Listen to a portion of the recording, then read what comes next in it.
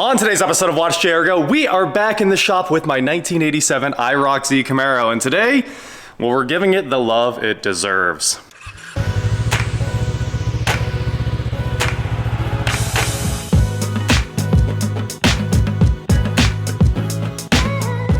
What is going on, guys? I'm WatchJRGo, and today, like I said, we are back in the shop with my IROC-Z Camaro, and in the last video on this, we pulled the transmission out. So it is looking much emptier under here than it normally would. And we are going to have our transmission back today. So I figured it was time to come out here and start sorting out all the other little issues that it might have. Now, I think it's got a bit of an oil leak. It's right there, a big old spot on the floor. At least now it's not transmission fluid. We cleaned up most of the Red Sea. So the transmission fluid is gone, but now it's pretty obvious that the rear main seal is leaking. You can see it's very wet right there around the oil pan. Now, the oil pan doesn't seem to be leaking.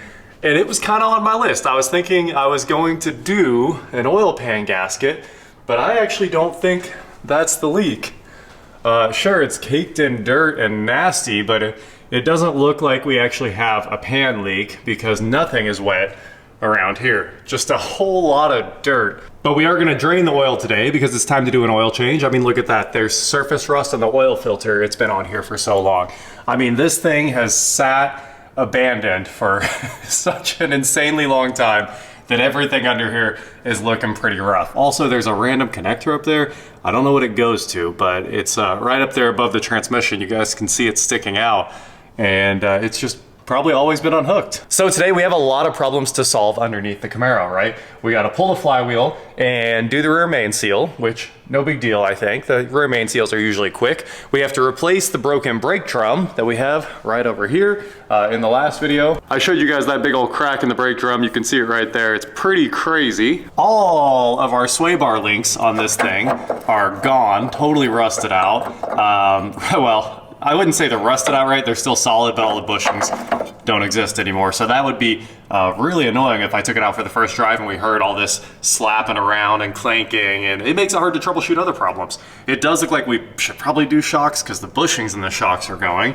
Even if the shocks aren't gone, these sway bar bushings are looking okay, but again, sway bar links, toast.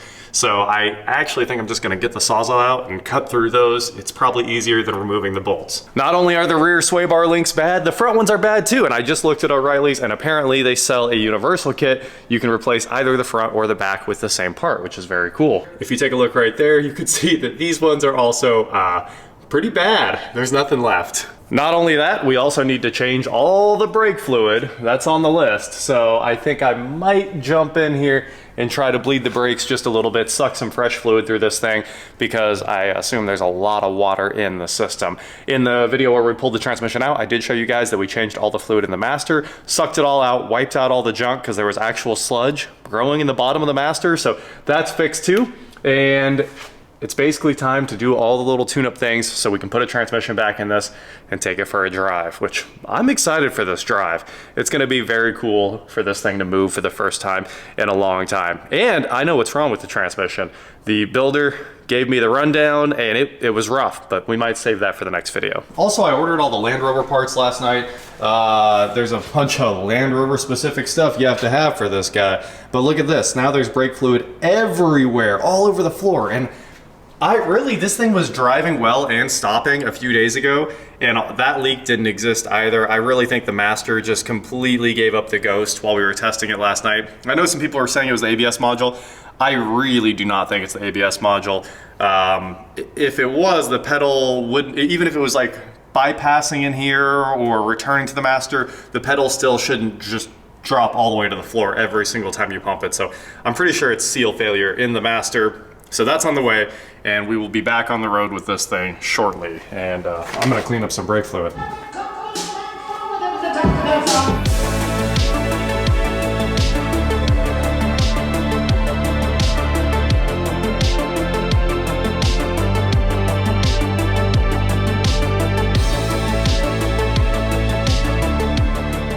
There you go, guys. All the sway bar links are out. They are all over the floor. The bolt cutters and the Sawzall made quick work of those, and believe me, we're not going to be taking these out without those. It would have taken forever. All of this stuff's kind of rusted in place, so Quick way, I took the shortcut.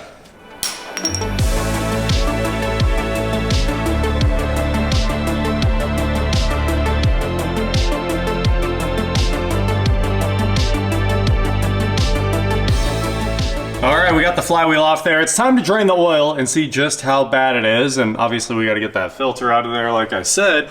And then here is the rear main seal, which has clearly been replaced. It looks like it might be a Felpro with that orange color under there, but it is definitely leaking right in there.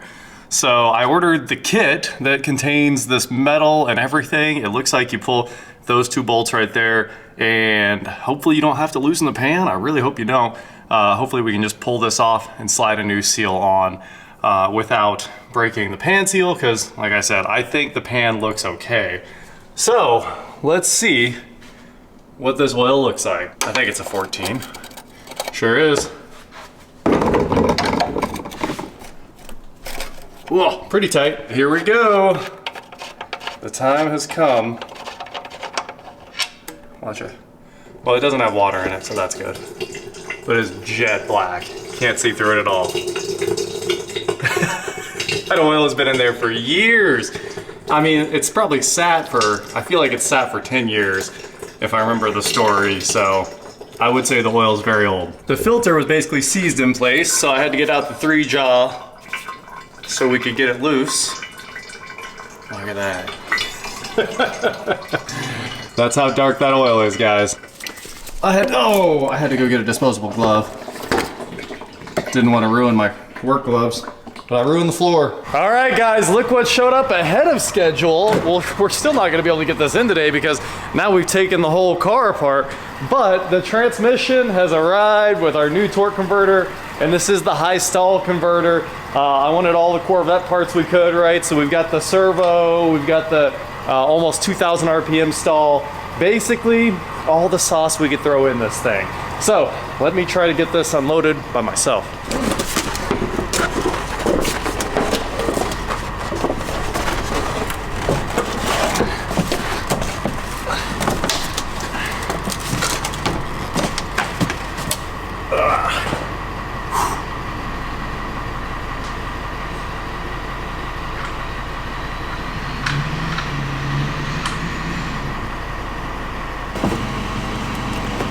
Did you just assume I needed help and show up? Yeah, I just could sense it. Who could have guessed? Oh, heck yeah. Oh, we need to open up the fingers. Let's see. All right, that should be on, I think. Perfect. Man. There you go. That's awesome. I was just about to struggle. Yeah. All right, guys, we are here at O'Reilly's to pick up a big order of parts I put in this morning. Hopefully everything we need to finish this car. Okay, it says if. All right, I think this might be the most amount of stuff I've ever had to pull out of here. Thank you, thank you. You're welcome. Other than that time we picked up a transmission here, this is a lot of parts. But we're headed back to the house to put this thing together. Some of you might be asking yourself, why do you need so many things? Well, I don't know which rear main seal to use, so we got them all. We've got the Master Pro seal by itself, and then we have the two Felpro kits right here. And this one has an installer ring, and this one doesn't. And they might be different material. And then back here, of course, we have the cracked brake drum, 4 new sway bar end links, oil filter, transmission mount, because it didn't even exist, right? That was 2 separate pieces when it came apart. And this is the good one, the energy suspension one that kind of lasts forever. It's really hard to install, but it also lasts forever, so it's got that going for it. I can't tell you how many times these try to cross-thread themselves when they're going in, because the mount points don't quite line up. And then, of course, we have the entire oil pan gasket set as well, just in case I make a mistake. Guys, I don't know if I've ever had to do a car that needed every sway bar link before, but hey, we've got them all here. These are the Precision K5252s, and today we are going to reinstall all of them. Now, it would have been cool to take these down and paint them, but hey, at least they're not like rusted through. We've seen far worse on this channel, that's for sure. This is a much better sway bar length than whatever I just took off of here. So this has a barrel nut. The other one, I don't know if you guys noticed, it was like a normal nut. I did just cut them all off and throw them away, but everything was totally seized. I feel like this barrel nut's a much nicer design, and this part goes into the actual sway bar, just like this. And then of course, we'll stack on the next one. So we got our nice little sandwich going on. These are even made in USA, says right on them, so that's pretty cool. All right, so we're stacking up the sway bar end link here. The bolt goes down through, which is nice. It was the other way on the old setup. And then of course we got to install this tube after we get the bushings and the washer. And now we're ready for our final washer. I'm gonna put some anti-seize on these as well. I definitely feel like you need to be able to remove this down the road. And the old setup, like, I mean, you guys saw, we had to cut it all off. So I'm gonna give this a little splash of anti-seize, and we should be ready to rock with the rest of our assembly here. Also, I'm not really sure if the bolt head is up. I mean, we'll get it done, but it doesn't tighten up easily, that's for sure. But you know what, we'll get it tight, even if we have to just put vice grips down here on the bottom and then crank down the top part. You tighten these up to 20 foot-pounds, which is actually gonna be the hardest part of this whole thing, because this barrel nut, like, nothing fits on that. It's got, it's like a 12-sided, I guess a 12-point socket would do it, but it would be one very big 12-point socket. On to the next, on to the next. All right, guys, I know it's looking like a mess down underneath here, but it is time to remove this old rear main seal that is absolutely beat and leaking out of the bottom. So we're gonna take the center punch here. Give me a little place to drill so I can run a self-tapper in there, and then we'll pry out the old rear main and start cleaning up the mess we've got under here. At least all the freeze plugs and everything look good. And I did a little scraping to remove all the caked up oil that's been draining down, but we're definitely going to clean this up with a little brake clean too. Let's see if we can use a wood screw in here. Sometimes you have good luck with wood screws, sometimes self-tappers, but we're gonna try the old wood screw action.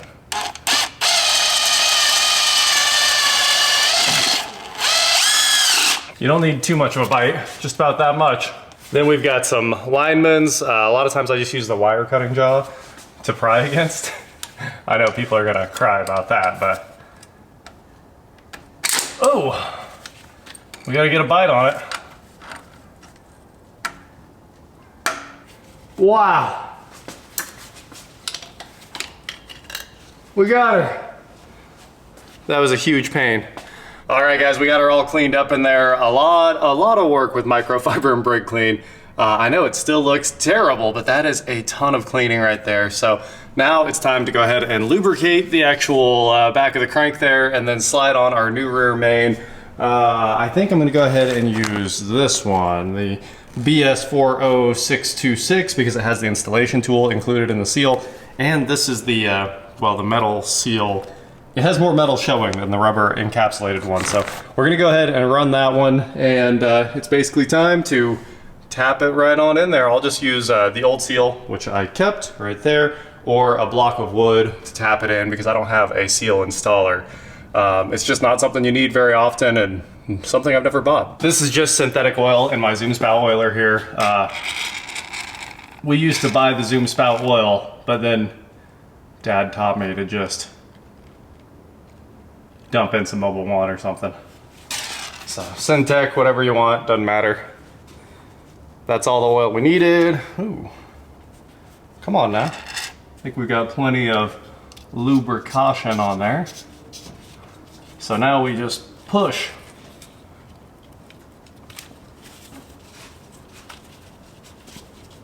You gotta push hard though. Now I'm gonna go get a block of wood and the mini sledge and just tap it around until it's flush with the sealing surface there. So that should be all we need.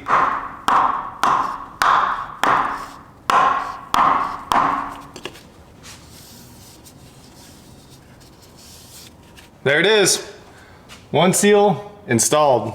And luckily the installer made that easy. If I didn't have that, I don't think we would have got it done that nicely, that's for sure. And with our new rear main seal on, we can install our flywheel again. Flex plate, flywheel, whatever. Right, back in place. I'm gonna put some blue Loctite There was definitely blue Loctite on these before, so I'm gonna put a little dab on each of the flex plate bolts here, and then we'll torque this back up, and it's time to finish the oil change. So I also found, when we pulled the plug out of the oil pan, the little rubber / metal washer there, the one with the cast in rubber, is shot, so we do need a new drain plug washer. I'm gonna go pick that up at O'Reilly's, and then we can put the oil filter on and slap this thing back together. I think we're ready to go, and I am excited about that. This old flex plate looks like it's in pretty good shape. The teeth are in 8-up, the profiles all look really nice. You'd almost think it'd been replaced at some point. And maybe it has, right? We do think this transmission's been out before, because it didn't look like that sticker on the old torque converter was factory. And this thing has like, what, 130,000 miles on it, right? So 30,000 miles past your typical first rebuild on a GM transmission. Now, let's go ahead and tighten these up. We're not gonna run them in with the impact, that's for sure. We're just gonna do one of those. And then we'll torque all this down with the torque wrench.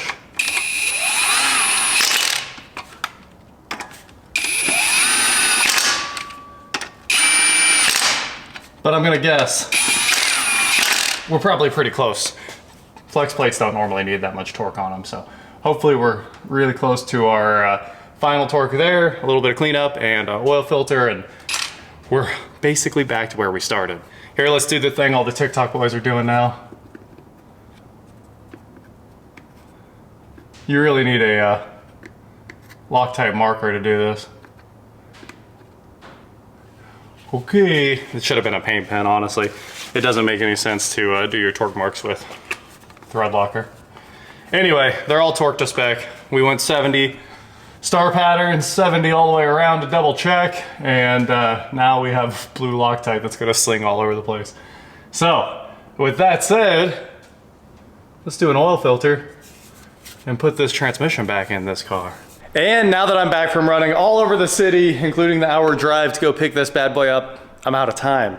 Today is unfortunately over, so we will be putting all this back together tomorrow. I know I wanted to have at least some of it back together today, but we have a very big to-do list on this car, and we kind of just kept adding to it over the course of today. So hopefully by the end of tomorrow, well, it's gonna drive. So there you have it, it's new everything time. The Camaro is gonna go back together better than ever, and I've got some surprises in store too. We might be getting rid of that right there. So that is it for today, guys. Thank you so much for watching. Don't forget to head on over to shop WatchJRGo.com for cool shirts, not like this. And please like, share, subscribe, do whatever you wanna do, and I will talk to you next time. The builder painted the case, and it looks like he also painted the connector. Yeah, it's probably just fine, but the speedo output's painted. I mean, that's a lot of paint, but at the same time, they sure look so much better painted. And I scrubbed and scrubbed and scrubbed this thing before I took it to him, and then he must have cleaned it even more, because it was not even close to as clean as this is after I dropped it off out of the car wash. So we got a lot to do, but we're gonna get her done. Oh yeah, that's all brand new in there. He did do the work. I think we're gonna be A-okay.